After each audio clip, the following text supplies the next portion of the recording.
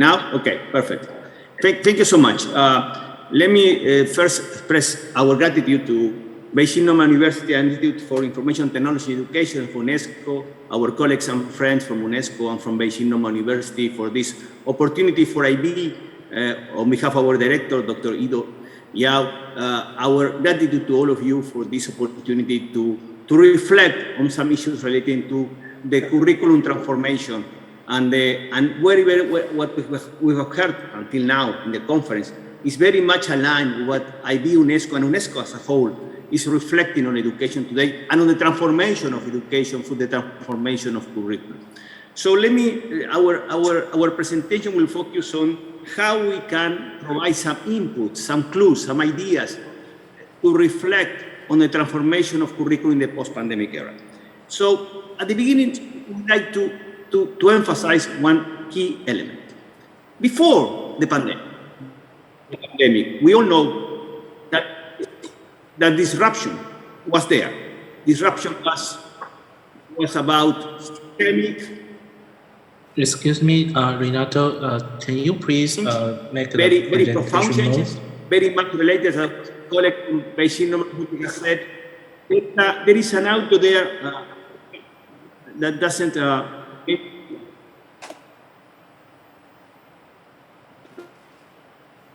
Yeah, maybe. So now you listen. Yeah, before the pandemic, we all know about disruption. And we associate disruption, as our colleagues from Beijing Normal University and our colleagues from other Chinese units and settings have said, was related to the fourth industrial revolution. Disruption was about systemic, profound, unpredictable, complex change before the pandemic. But now, we are not only facing that disruption, for the revolution, but also we are thinking our sustainability of the planet. I mean, the problem today is not only about disruption related to the fourth industrial revolution, but also disruption related to changes in our lifestyles. If we don't change our lifestyles, if we don't change our civilizing lifestyles, there is no future. There is no future for mankind, and there is no future for our new generations, for the kids and the young people and the adolescents we are getting today. So the challenge today is not only about disruption pre-pandemic, it's about disruption related to rethinking our lifestyles as humanity, as a planet. So that implies a big change for education and a big change to rethink curriculum, to educate our new generations for more sustainable, for more fair, for more inclusive, and more Pacific futures. I mean, we have to build our futures, and we need to rethink education and curriculum to build that futures. So this is a top political and a policy priority. We need to understand the scope and the profound of the change we have to face. And the UN summit coming now in some weeks ahead, and the pre-summit organized by UNESCO on transforming education highlight that issue about the profound understanding of the change we have to face in order to educate the new generation for sustainable, better futures. So, IB, International Bureau of Education, UNESCO, but UNESCO as a whole. What we have understand, what we have learned from the pre-pandemic lens in terms of curriculum today. When we go to the pre-pandemic, we have mapped what are the main tendencies regarding to understanding of curriculum and the understanding of curriculum within education. And we have identified 6 interconnected understanding. The first is that a curriculum is about society. Curriculum reflects and develops what kind of education we need to achieve the social aspirations, the social ideas, the social imaginaries that we pursue. Always when we discuss curriculum in education, we are discussing society, and that implies ideological and programmatic consideration. That's the societal lens. Hello, Renato, I'm sorry. Yes. Can you hear me? Yes. We are still seeing the edited more. So could you reshare the PPT? I'm sorry. Yeah? Can you hear me? Could you reshare the PPT again, because we didn't see your slides move. We only see the first page. Now you see? No, still the first page. Could you stop sharing and just sharing again? Okay, perfect, no problem.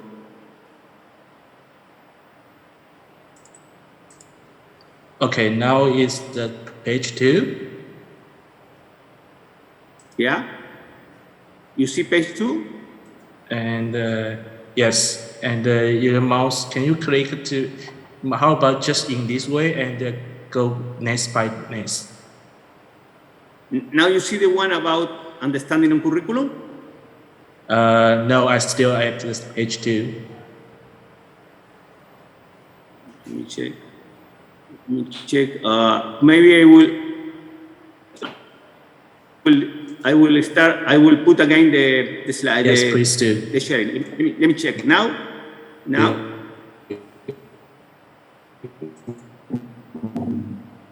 It's coming up, and this may take a challenge. And you see yes, that's perfect. Now you see the slide? Yes, perfect. Please continue. Yes, I see that you see the same slide. So yeah, great. So we have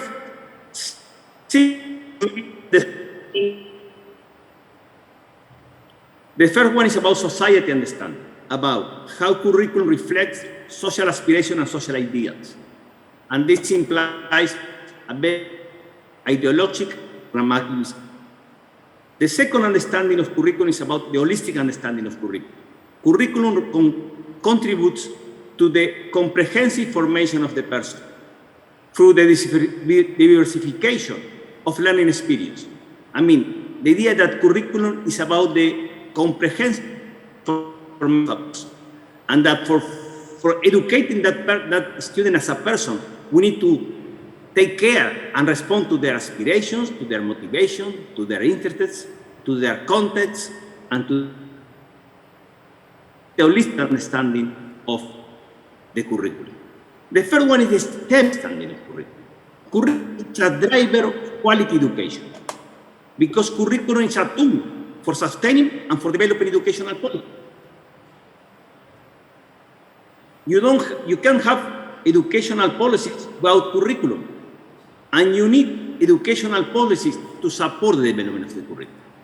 Next slide is about the equity and the curriculum connects. It's a big connection between the for what, the how, the when, and the where. To educate, to learn, and to assess, to ensure that every learner matters equally. That's the equitable understanding of curriculum. Then you have the Biden understanding of curriculum. Curriculum is a sort of different dimension going together. Curriculum is about the written curriculum, the scripted curriculum, the frameworks, the documents, the syllabus, the implemented curriculum, what really happens in the classroom. But you have something very important, that's the negotiated curriculum, how the curricula is mediated through the system. How curriculum developers understand curriculum, how policy planners understand curriculum, how pedagogical advisors, how principals understand curriculum, how the curriculum negotiated in the school. Then you have the perceived curriculum, how curricula is perceived by teachers. What is the understanding of teachers of a curriculum? What's the connection between curriculum and teachers? Then you have something that's very important, the curriculum experience, how the curriculum is experienced by learners, how learners experience the curriculum. They find the curricula friendly, connected, empathic, related to their motivation, to their needs, to their engagement. Then you have the achieved curricula, the curricula that is effectively developed in terms of competencies and learning outcomes. Then you have the hidden curricula, that is not written.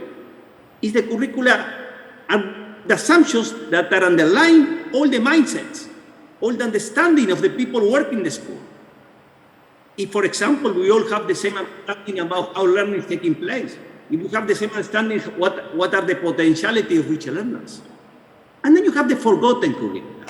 The curricula that was written in the paper, that was written in the documents, but never arrived to the classrooms.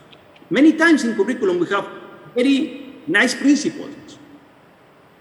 Sustainability, approach, but then you go to the classroom and they're not present there. And finally, the other perspective we have at IBE-UNESCO is about the educator's understanding.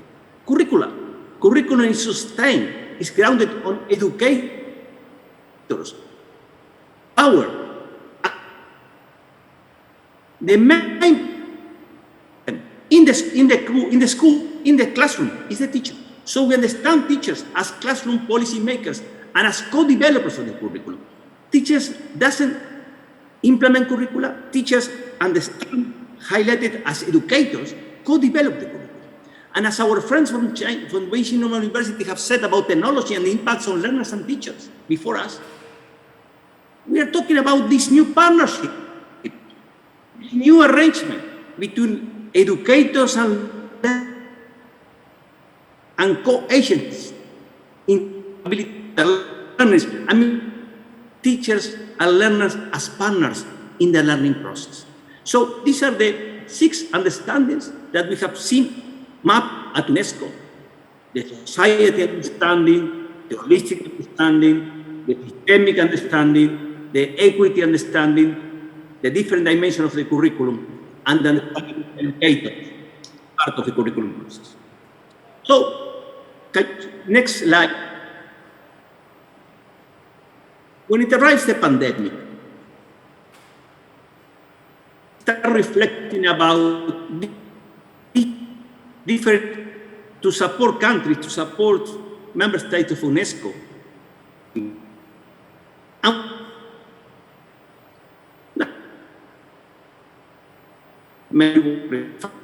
That we have 10 points of entrance to reflect and to rethink on curriculum. Third one,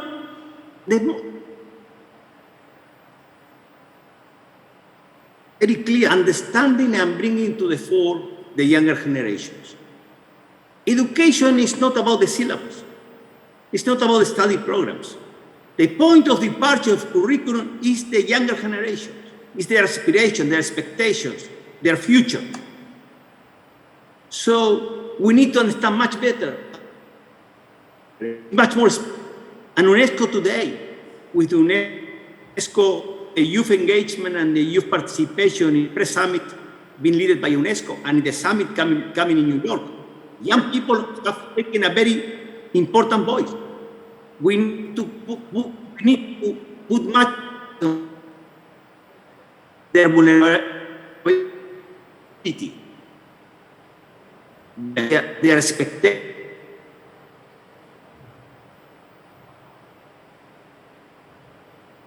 And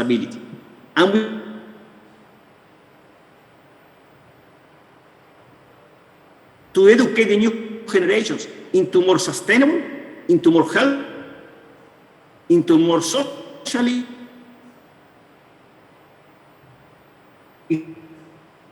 automatization, to the impacts of the disruption associated to rethinking our lifestyles. And if we want to rethink our lifestyles, we have to educate our new generation for a new lifestyles, for new lifestyles.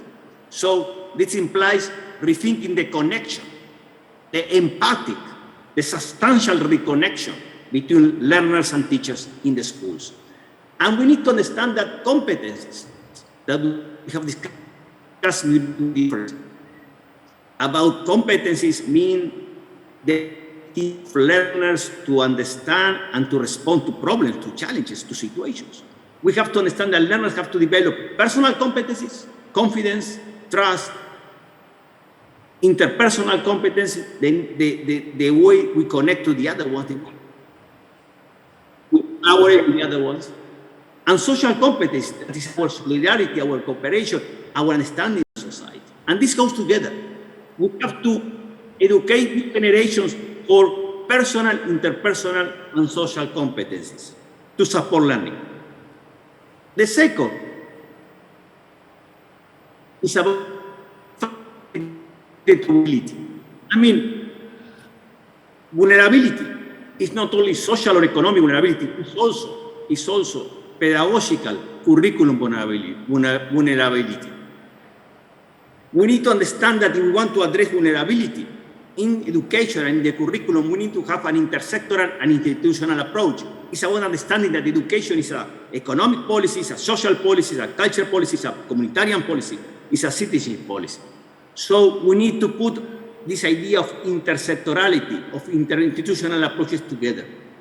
And we need to be very clear on the idea that we have to have a common curriculum approach to develop the potentiality of the person from age 0 onwards. I mean, education is about untapping the potentialities of each learner. Each one of us has its own excellence, has its own capacity, and the system has to understand its capacity, has to understand each learner, and respond to that need. So we can have a very transformative, holistic public policy perspective. I mean, we need to have much more holistic, interconnected public policies to address vulnerability. The first clue is about reinforcing understanding between schools and family. I mean, the pandemic has shown us the critical role of schools as agents of socialization. And we have seen in different countries, in different regions, in Asia, in Africa, in Latin America, in Europe, in Arab states, that there is a greater appreciation by parents of the role of teachers. And we have the possibility of promoting renewed ways of collaboration and family engagement between teachers, learners, principals, families, communities. But that implies facilitating, and our colleague has said that, facilitating the access to educational resources and connectivity. Now UNESCO is saying that the right of education is the right to education, the right to learning, the right to information, the right to knowledge, and the right to free connectivity in education. So we have to ensure that that our kids in different countries, in different regions, have the possibility of access to free online resources, the right to education. And also we have to close the gaps, the gaps between the different generations. And we have to move to much more personalized education. And technology, as our colleague has said, can play a big role in strengthening personalization, not only personalized teaching and learning and assessment, but also personalizing the relationship between schools, families, and communities. Clue number 4 is about deepening local education. I mean, education today is about the integration between the global and the local perspective. The pandemic has shown us that we are all part of the same planet and that we need to have global responses locally making sense. So we have to connection the nearness relationships across cultures, local construction, global understanding, and local contextualization. And that implies putting the emphasis on analyzing thematics and issues beyond the disciplinary boundaries. I mean, disciplines are tools to understand issues, to understand thematics, to understand themes, but we need to be very clearly that today we need much more transdisciplinary approaches that integrate disciplines to make sense to respond to challenges and situations. And that implies deepening a local education that we put students at the forefront as protagonists of their present and their future. Clue number 5 is about the focus on the person. One of the issues that many times in education, in the curriculum, we lost the person because we are so much related to disciplines, to our system, that we lost the person. Whole of us is unique, and the fact as So what we need to do, among other things, we think that we have to integrate findings from different disciplines, neuroscience, cognitive psychology, science of education, artificial intelligence, anthropology, philosophy, integrate disciplines to understand better learners and learning. Because learners and learning are not going to be understood by disciplines, by silos approaches. We need to integrate findings from different disciplines to know much better how we learn, how we connect to the other man, how we are to the other persons. So that implies for us, dear colleagues and dear friends of education, trying to reconnect in a different way the different educational levels, provision, settings, and disciplines. Shall we keep our education fragmented in primary, basic, secondary, technical education? Or shall we feel a new way of educating that is much more related to the age cycles? And maybe we can talk about education from 3 to 18, removing boundaries between educational levels, provision, settings, and this. Are we, in order to highlight the students, to remove barriers? And the barriers are coming from us, are coming many times.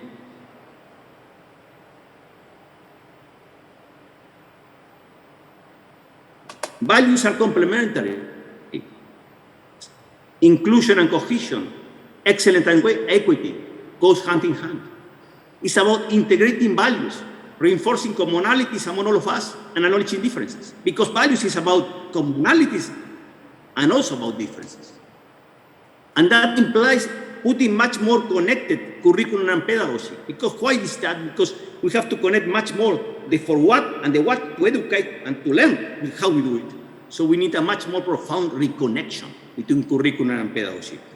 Clue number 7 is about appreciating diversity. I mean, curriculum have to be able to recognize and to appreciate diversity. Diversity is about individual diversity, it's about social diversity, it's about cultural diversity, it's about affiliation diversity. But diversity is a window of opportunity for democratization of learning. I mean, if we know much more the diverse people we have in the schools, we are much more prepared to respond to their needs and their expectations. So we state that inclusive education for UNESCO. We have our friends here that can further elaborate on that. For us, every learner is unique. For UNESCO, every learner is special. We don't have categories of special and non-students. All students are special. And for taking that into board, taking that into understanding of us, we need to much more put emphasis. It's a tool and for supporting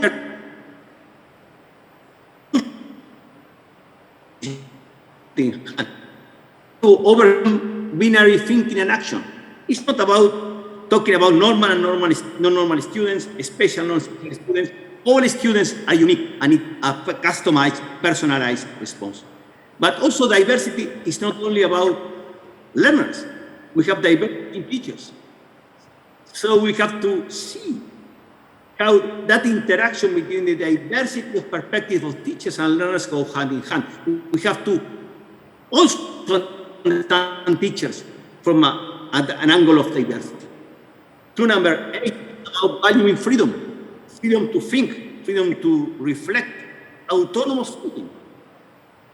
Because many times we talk about competence, about creativity, we talk about critical thinking, we talk about competencies that are related to the person, but the person to develop those competencies need to be freely expressed. So education has to point of end, and that have to have teachers open to promote learners' freedom. And that is a very key test for a progressive curriculum, a curriculum that mainstream the freedom of learners to think, to react, to respond to different challenges, and that implies promoting learners intellectual for the competence related to creativity, to critical thinking, to empathic understanding of society, etc. Clue number we have already talked about is about moving towards hybrid modes of education. Hybridization of education implies many things.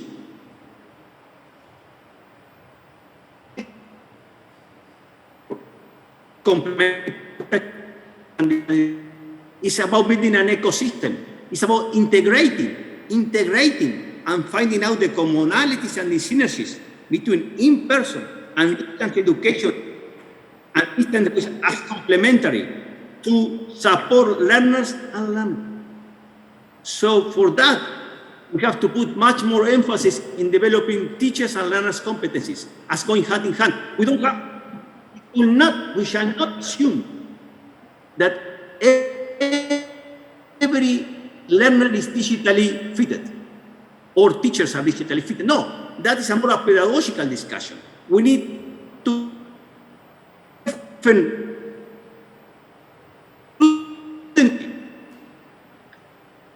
digital learners within an educational vision. Technology is part of an educational vision. Technology doesn't make any sense if it is not embedded in understanding of education. So for that, we have to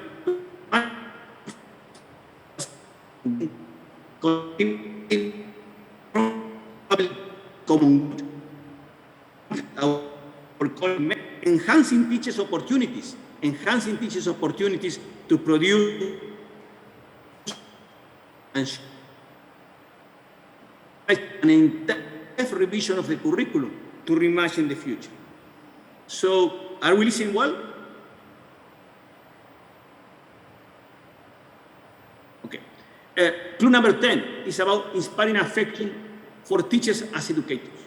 One of the things that the pandemic has shown to all of us, that we have to understand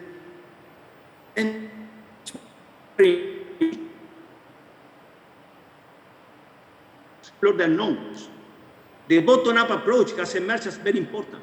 Education is about combination, about the top and bottom-up approaches. But the pandemic has shown us the importance of giving teachers responsibility, empowering teachers as educators to find solutions, to find alternatives to enhance and to ensure learning. So we are in a dilemma today.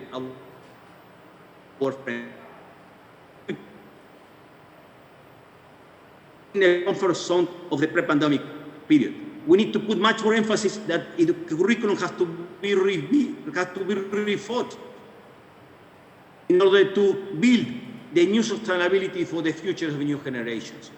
And that implies putting a much more emphasis on educators, on teachers as educators, for taking a leading role on that. Because it's not about a student or a teacher's focus on the combination.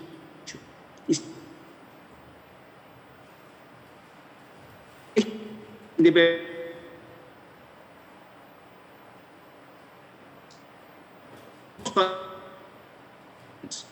we are working with UNESCO towards a renewed curriculum agenda.